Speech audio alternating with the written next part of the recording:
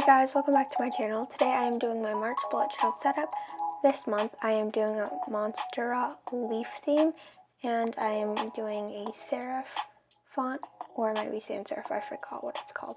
Anyways, I printed it out on a regular piece of paper, and then I put graphite on the back and traced it so that my font would look pretty similar to the font I was copying it with. And so I'm just going to color it in, and I did print it out a little too big, so I think I should have added some more margins, but I also think that the large March theme will look good and keep the balance with the large Monstera leaves that I'm drawing right now. And I'm going to be drawing 3 on the page, 1 main one, and then 2 of them will be sort of like cut out in the corners of the page. So I'm just starting off with my Graphic Pigma Micron, and this one is size 1. And I'm using a thick one so that it shows and has contrast, because if I use a super thin one and I was drawing super large leaves, that would not have that much contrast. So as I said, I drew one in the top corner. And my Dutch door for this month will look a little bit different, because usually I do a Dutch door split in the middle, but since this time my Monstera leaves are so big, I'm gonna be cutting around the Monstera leaf and then cutting around the words. And then for my mini calendar, as I always do now, I'm putting that on the right side and more upwards, because if I put it downwards more, it would overlap with the leaf, and of course I didn't want that, so I just drew up there. And then underneath that I'm going to make a space for notes, and then I'm just making a big box that's sort of like underneath the big Monstera leaf. And I'm just erasing everything, and now I'm going to color it. And I sped this part up 20 times because it took me a really long time to color it. So first I'm using my Faber Castell light green. I think it was like a sage green. I forgot what the color was. I'll put in the description. And then I'm using like a more mustard green, a yellowish green for the outer areas. And Faber Castell I really like because like they overlap really well. And as you can see, I'm just making like a bunch of different shades of green just with 2 different colors, and you could even do that with 1 color if you wanted. So that's what I love about Faber Castell Pitt brush pens. And I'm just using the regular size. I did a video about unboxing those, so you guys can check that out. And then I'm coloring my 3rd one. And of course you can use any different color palette you want, but I really like that sage green, and I also like yellowish green. And then I sort of colored out of the leaves a little bit here and there because I was sort of in a rush because I needed to color so much. And I'm still coloring an even bigger leaf on the back of this Dutch door. So I'm just using my white acrylic paint, which has gotten a bit stained, but I'm not using the stain part. And as I said, Archer and Olive paper is super pure white. It's like kind of bluish almost. So I'm just using white acrylic, but the white acrylic looks yellowish compared to the Archer and Olive paper, just because the Archer and Olive paper is super like white. So just keep that in mind. You could have also mixed in a little blue into the white so that it matches with the Archer and Olive paper more, but I think that the type of green I was using and the font I was using and just the theme in general would look good with a little ivory, so I didn't add blue. And I'm just going on the outline of the leaf and just painting it with a very thin layer of acrylic paint. And I use Archer and Olive paper, so the paper is really thick. I layered the Faber Castell so much, and I was actually really surprised that it didn't bleed through or anything, and the paper didn't tear or crumble, so I was really surprised about that. But if you're using a thinner piece of paper, you might want to do the coloring on a different paper, like a separate thicker sheet of paper, and then just cut that out and glue it into your bullet journal. And the acrylic paint was also held very well by the paper because the paper didn't wrinkle or anything because of the acrylic paint. So I was also really happy about that.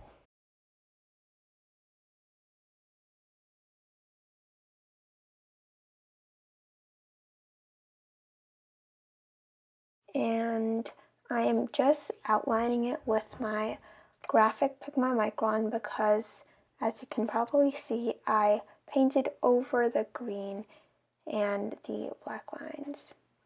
But what I found was you can actually use the Faber Castell markers. I don't know if it's just the Faber Castell ink, but you can color over acrylic paint with it and it still looks pretty good, except it's just a bit lighter.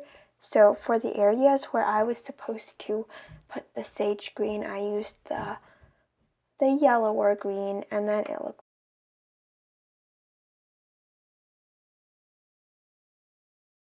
And I'm just doing my second leaf, and then my last leaf.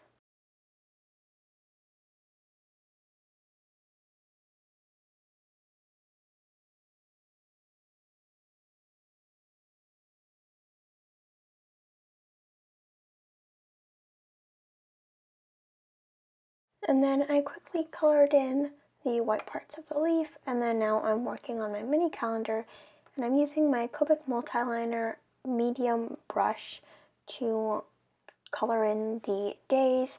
And then I didn't like my stamps, so I colored over that too with my Copic multiliner.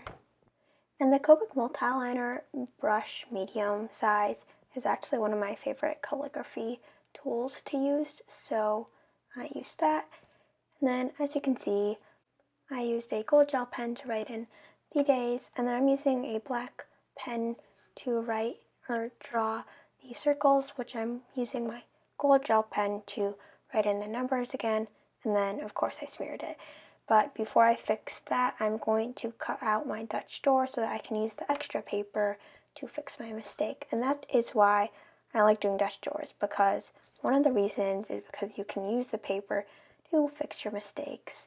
So I got a lot of paper from there, and I just cut around the leaf as I said before. And then I measured out my calendar, and then I'm just cutting it out.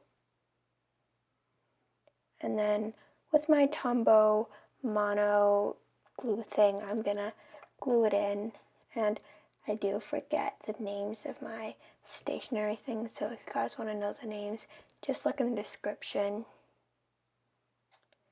And then I'm just gluing in the part that I smeared, and then drawing over it again, and it actually looks like perfectly normal now.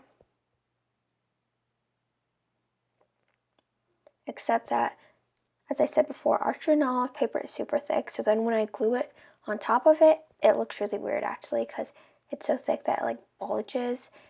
And that's one of the downsides to super thick paper. But, I mean, I think there's more good sides than the downsides. And as you see, I am just drawing in the rest of my numbers. And now I'm working on the other side of the Dutch door. So this month I am doing just 2 spreads. I'm doing my main front cover spread that I always do. And then usually on the back of my Dutch door, I do a notes/goal thing.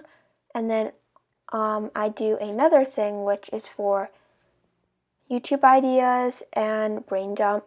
But this time I have been observing, and in my February one, I didn't actually use my YouTube ideas or brain dump that much.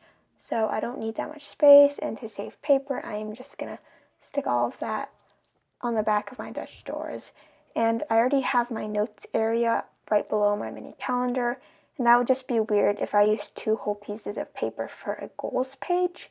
So I didn't do a goals page because, of course, you can write your goals in the notes, and I can just write my bigger goals in my 2021 bullet journal setup, or I can just write them in the individual weekly setups. And then now I'm just speeding up the video a bunch so I can draw my leaf really quickly.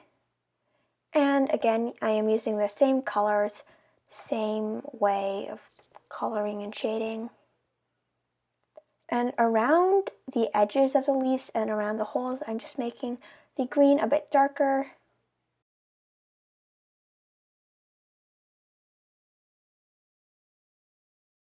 And I didn't do a quote this month because I usually do one on the back of my Dutch door, but I didn't really want to because, as I said, I didn't really need a full page or a full spread for my goals and my quote. That would just be too much.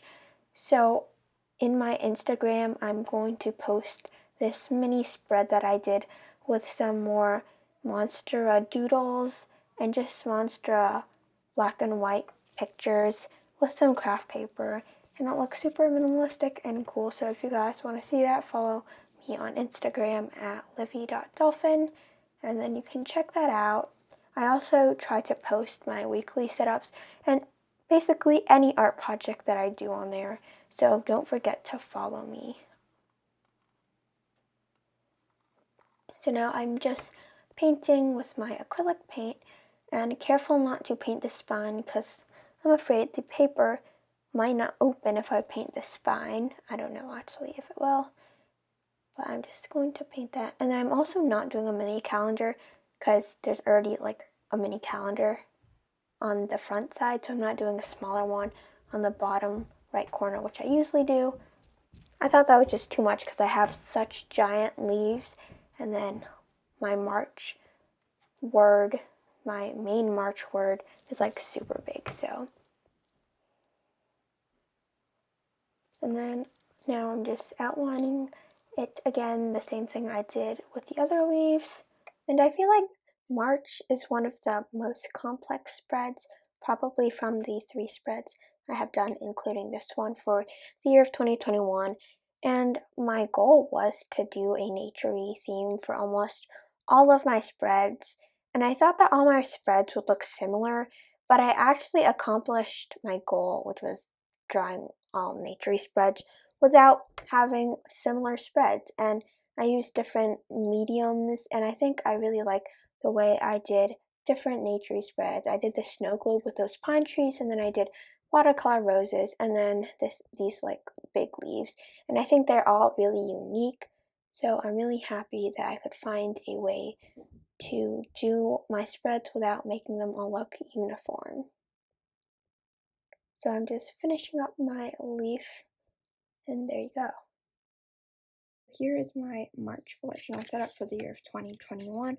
I did a Monstera leaf theme, and I used a serif font and gold gel pen for the smaller words. Here's my front cover, and then I have my YouTube ideas and brain dump. Here I have like much less space, but I found that I don't actually need that much space. Unlike my February one, I had a lot of space, but I didn't use all of it, so I'm just sticking with 2 smaller ones. And then, of course, each week I have a notes area, so if I need more space, I can use the notes area. And I didn't do a weekly spread because I think that it took me a really long time to do this, and I still need to think about what I want to include in my weekly spread. So, yeah. Thank you guys so much for watching. If you enjoyed this video, don't forget to like and subscribe if you haven't already. Follow me at livvy.dolphin on Instagram, and visit my Etsy shop at livvydolphinart. There is also a giveaway this week, so make sure to look in the description for the giveaway details, and there will be one winner, and that winner will get a roll of washi tape with 9 different washi tapes in the roll, and there are 5 different colors in the selection, so make sure you guys look at the details down below, and I'll see you in my next video. Bye!